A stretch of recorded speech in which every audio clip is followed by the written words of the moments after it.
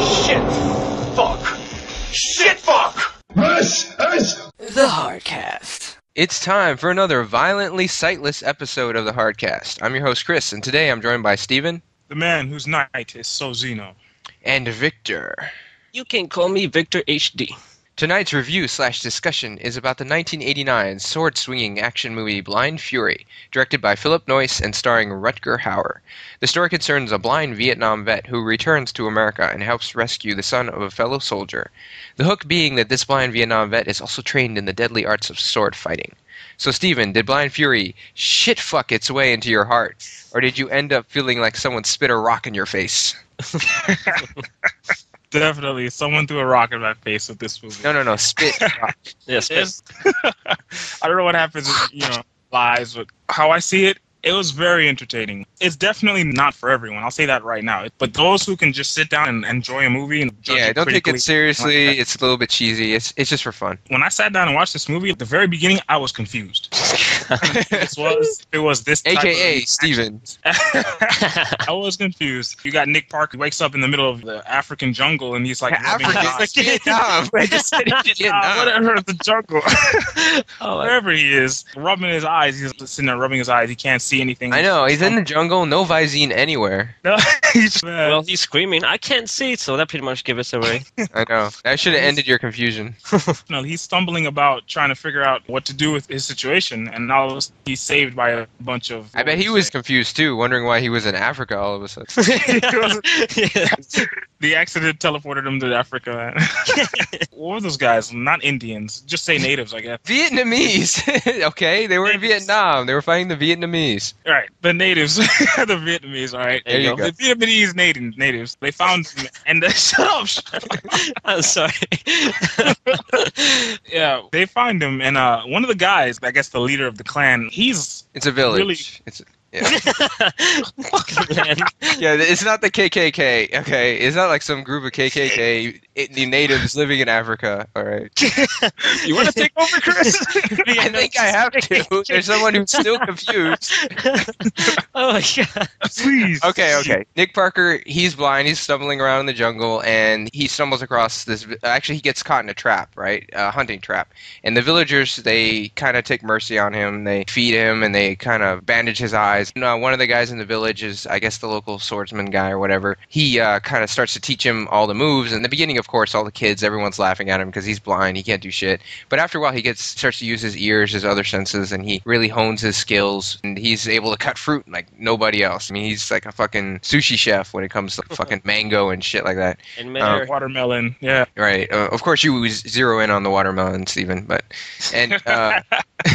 anyway, I guess he hangs out there for a few years. They don't really say how long, but I would assume I'm pretty sure they say it sometimes. It's been like 6 years or something like that. Yeah, but they don't really say that he was necessarily only in the village during that whole time. All right. They just say that after 6 years, he goes back to the U.S. He goes back, and that's when he tries to reunite with his buddy, figure out what's going on. And then he gets caught up in this whole thing with drug dealers and all that, and then finding out that the guy has a kid and an ex-wife. And he just walks into an whole other situation he wasn't really prepared for. He had the training. He's prepared for anything, but all of a sudden, he's just trying to find his buddy Frank. There was a terrible accident we'll get into later where, they were separated over, at Vietnam, where him and his buddy Frank were, on a mission, and something terrible happened. That's what happened to his eyesight. And he got transported to Africa. It was terrible. He got transported to Africa, yes. But he's searching for his friend. That's basically his only clue to what happened that night. The first thing he can do is just go to his house. Why not, Sees the wife and kids, chilling with them for a while, asking questions, talking to the mother. It's basically a fairly interesting scene where he's showing her that he's blind, but he can still take care of himself. And you should be that should be part of your act, stuff like that. He can pretty much take care of himself. He's walking around with that wooden cane, but little do you know what's inside that cane. He meets Billy, and you of course you get a taste of what a brat Billy is in the beginning of the movie. Yeah, he's a little bitch. He's like, oh, nice to meet you. He gets right in front of him and flicks him off. And then Nick just reaches out and grabs his hand, and he says, oh, nice to meet you too.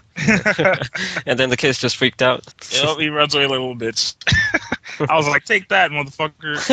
He's blind. I know, man. That's what he was thinking. All of a sudden, things go haywire. A bunch of gang guys bust into the house. Gangbangers. Gangbangers, yeah. Members of the clan. Members of Victor's Well, let's just family. say, one of Victor's clan of cousins, I guess. But but let's just say why they're there. Nick's friend Frank is, I guess, in Las Vegas or whatever.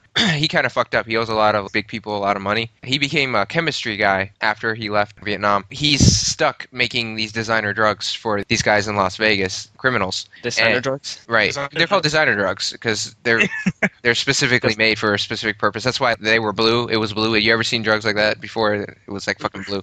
Designer drugs are like the really expensive stuff that rich people take and shit when they're not satisfied with just cocaine.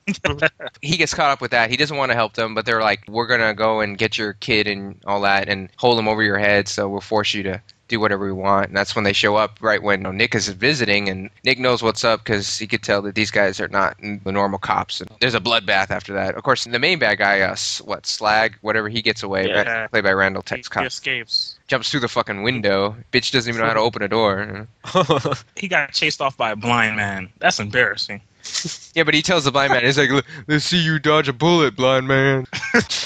Billy is terrified of what's going on. He gets knocked out. Yeah, he doesn't even know. He doesn't even know his mom's dead until later on when Nick tells him. Yeah, she got unfortunately caught in crossfire. She makes Nick promise one final wish, her dying wish, make sure Billy gets to her father. That's her only wish. Take care of him, make sure he gets there. Nick fully agrees to this promise. So after that, those are the only two people left trying to find Frank. His reasons for finding Frank has increased even more. So now he has to find him. He has a son. He wants to find out what happened that night. So and then you see them going from bus to bus in bus stations, and like Billy's being a little brat, not listening to what he says, almost gets him caught by the police. That Kid, he really is a brat, man. But I like that scene when he's pretending to give Nick some candy, and it's a rock from the ground. And then Nick is trying to chew on it, and then he coughs it up in the kid's face. Yeah, before that part was the mud scene where the kid, Nick, unfortunately falls in some mud and he's all dirty and stuff. And the kid starts laughing at him. Billy's laughing his ass off, and then 5 seconds later he falls face first, and he's dirtier than Nick was. And I was like, that's right, bitch. Karma, motherfucker. It gets closer and closer down the movie and towards we're like in the middle of the movie now. And Victor, you want to take it from there? Well, basically, this comedy is a lot of action mixed with some comedy too. The comedy gets pretty silly. Mm-hmm. I mean, in the beginning, you can see this whole massacre in Vietnam. All these soldiers dead, and Nick is over there, cold bloody, he's blind. But then they show him back in the city like 6 years later. But it was funny though, because like my brother watched it with me, and he was commenting that the scenes that they are supposed to be in Vietnam, that doesn't look like Vietnam. That looks like the fucking Everglades. I told you it was Africa. Yeah. What the hell, Africa? Yeah, Florida looks like Africa. Okay. But I think pretty much the whole movie was shot in Florida for the most part. There's some parts, the Las Vegas part, and then the part when they're up at the ski lodge and all that. A lot of the movies seems like it's in Florida, at least the beginning anyway. They got the crazy hijinks. Like, remember when they're in the van and they escape from the other guy? Yeah. And then he has to drive. The fucking Nick, the blind guy, has to drive. That shit was crazy. It's pretty funny because the girl, Annie. Yeah, where the girl come from again? Well, she's friends with Frank Devereaux. Yeah, basically, Nick leaves the kid with her until when he goes out to try and find the guy, but then the bad guys end up finding them anyway, so he has to go back and rescue him. Yeah. Mm-hmm. And that's when the girl decides to go with him, help him escape. Yeah. And well, the funny scene is when she lost her glasses, right? So she couldn't see shit, and she's like, "I can't drive anymore. I don't have my glasses." And then Nick's like, "Oh, lucky I'm blind." And then he gets in and starts driving. He's like, "I can't see anyway." That was such a dumb thing though, because it's impossible. It doesn't matter what kind of directions you give somebody. You can't be driving like a 45, 50 miles an hour and you're blind. Yeah, it would have been better giving him instructions. Right. It would have been better if the kid had been driving. Of course, for the movie, it's funny, and. No matter how blind Annie was, she would still be able to drive. She's better than the blind person. Yeah, than the blind person. I know. She could at least see some shapes in front of her or something. Yeah. But I will mention, though, Frank Devereaux is played by Terry OQuinn, which is the guy from Lost. My brother mentioned that, too. So that's what this bitch was doing before he was in Lost. They got an interesting cast in this movie. Definitely. And the other funny scene from the driving part is he's on the road. He almost ran over some guy next to him, and he's, "What the hell, man? Are you blind?" And then he's like, "Yeah. What's your excuse?" That shit was funny.